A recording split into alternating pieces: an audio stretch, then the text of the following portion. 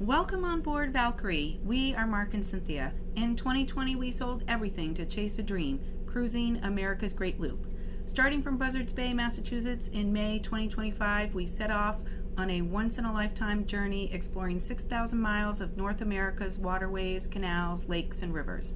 We are inviting you to join us out here, somewhere on the water, and experience our loop right alongside us.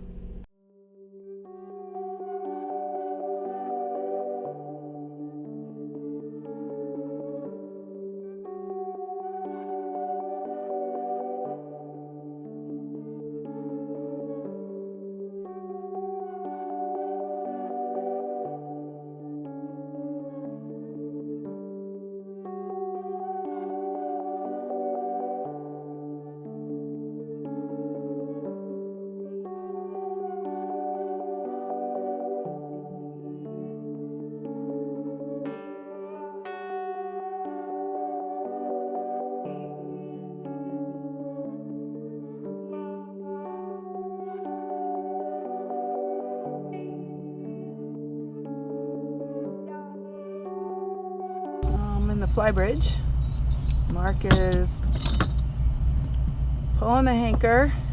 Morning. We are trying to speed up our departure because Mark was just on the phone with the Waterford dock attendant, and right now he thinks we can shoehorn our way into a space, but it's a first come first served dock, so if somebody beats us to it, then we're shit out of luck. A gaggle of geese this morning. We saw some eagles yesterday, a lot of gray heron. It was very peaceful. Would definitely recommend this anchorage for sure. Mark's getting all his electronics set. Just hauled anchor and we're in a rush. Rushing. We did see one boat go by us. We have no idea who's ahead of us. And everybody has a right to this free wall, so I'm just trying to get we're just want to try to give ourselves a fair chance. So I'm out the helm and Mark is getting the lines ready. He has to adjust a couple of the fenders because they're set up for us to go to a dock, not tie up to a wall. It's the first lock we've been through in quite a while, and we don't have our cameras set up to wear on our body, so we'll try to set up one camera to at least look out the front of the boat and see what happens. The Dunn Memorial Bridge right ahead of us, and the Albany Yacht Club on our right.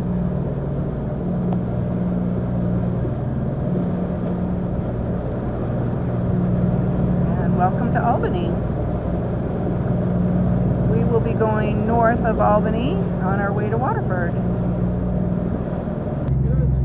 This is Albany.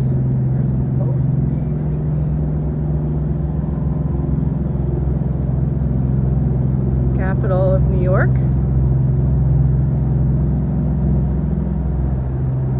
This bridge is looking a little low, but Mark says it's supposed to be 25 feet and we're at 19.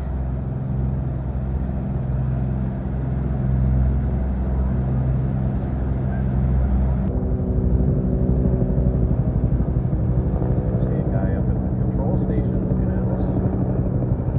There is.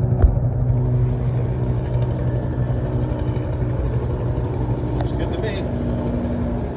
What do you think? Miles. Miles. Miles.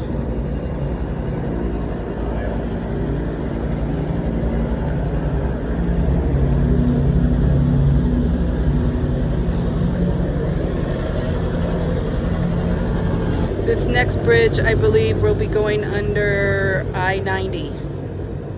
I-90 is one of those roads that you can take from Boston, Massachusetts, all the way across the country. Helicopter up ahead.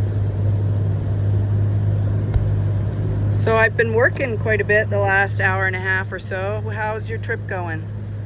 It's exciting. There's a lot to look at. There's a lot of turns, a lot of slowdowns, a lot of speed ups. This helicopter is circling. We're 6 miles to the Troy lock.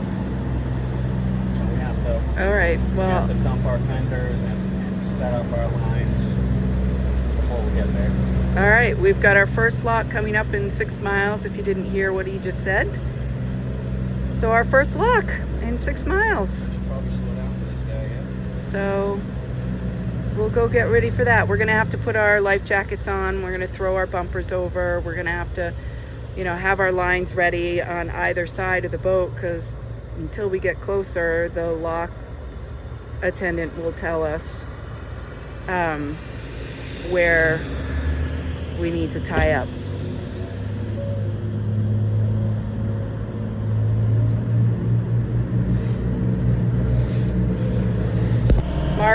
Mark pulled our life jackets out from storage.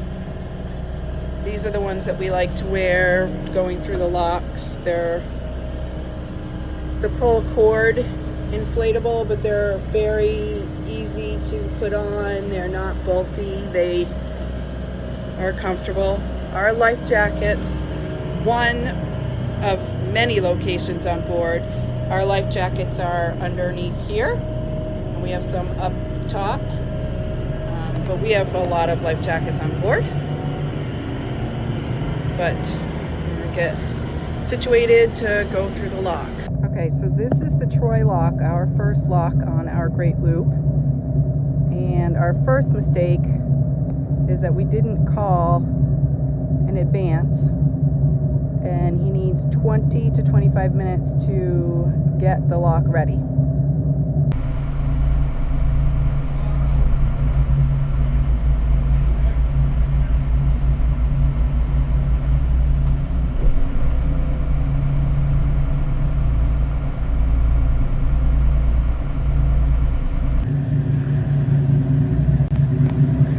Maybe a midship tie-up, but I'm out here on the port side per lock attendant's request.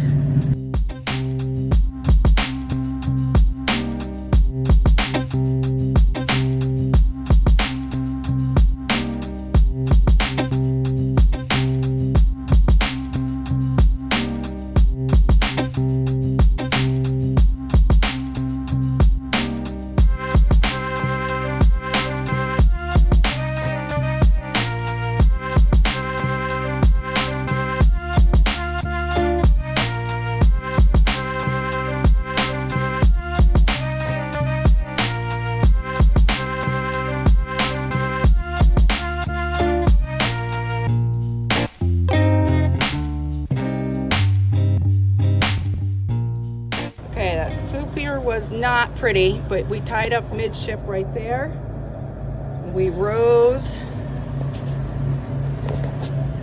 our boat like right in there, hit the wall a couple times, but we have rub rails, so Mark said that's fine. And now we're coming out. I am sweating. I held the line. It wasn't the easiest, but we did it. For our first lock on our Great Loop. Woohoo!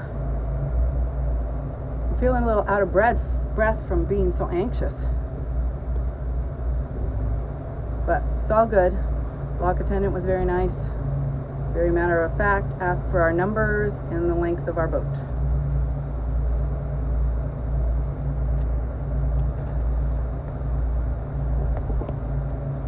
So you were saying? So when the lock has poles that are spaced 75 feet apart, there's not a lot that we can do. You're going to use one line and then the boat's going to go like this, and with the turbines, excuse me, everything else. I guess, yes, in hindsight, I would have had one more fender up front. Okay. So we didn't call ahead. We, in hindsight, could have used another fender.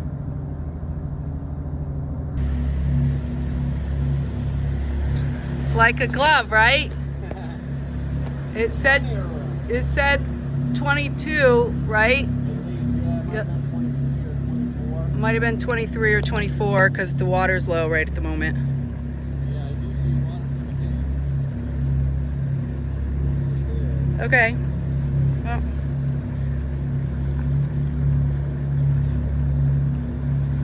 Alright, so we're almost at Waterford, and Mark called and they think we still can squeeze into the free wall, which we're thrilled about. Look at the logs that pile up at these bridges. Some of them don't pile up, some of them cut loose and flow through the river, and that's what we've been dodging for the last several days. Okay, so we're getting closer to Waterford, so Mark moved back down here from the flybridge, and we plugged the iPads back in down here. And to try to keep the iPads cool when it's hot and he's up there, because there's no shade for them, we bought a bunch of these ice packs, and we just snug them in, and hopefully that helps keep everything cool. We have these, and we have quite a few more that we can stick in the freezer as the summer goes, and we're hoping that works.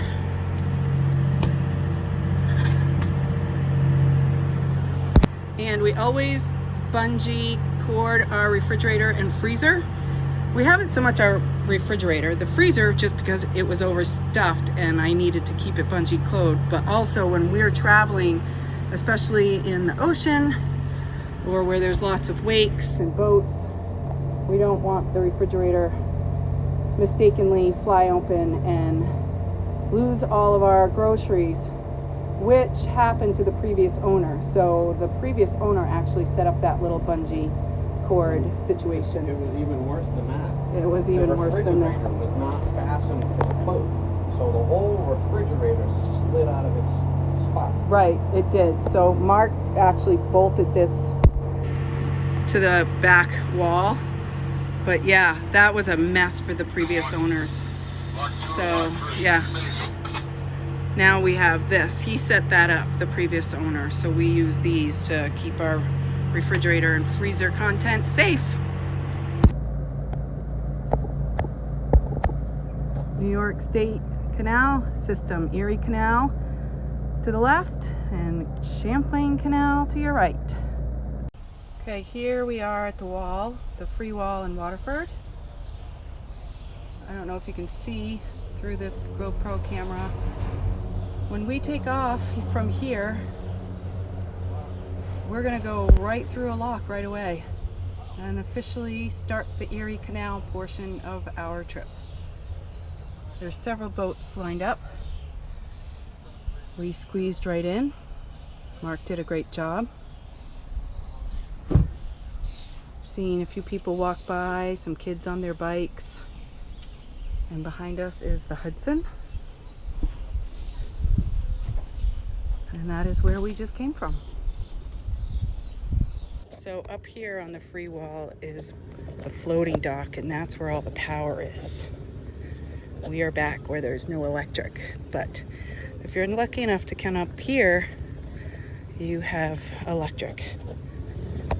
Look, not tonight from South Boston. Oh. South Boston. And then when they leave, we can probably. Ah. Okay.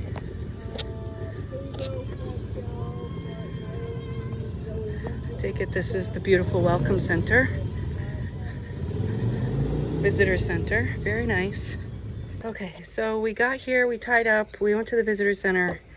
There's space for us up a little bit west. The west end of the free dock is the electric. So we are going to move up to the floating dock on the west side, and we paid $10 a night for 5 nights for electric. So while Mark is getting ready to let us off this wall, just an FYI, the visitor center when you check in is cash or check, no credit cards.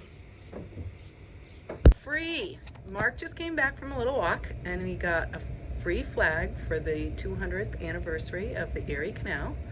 Looks like Boat US sponsored that.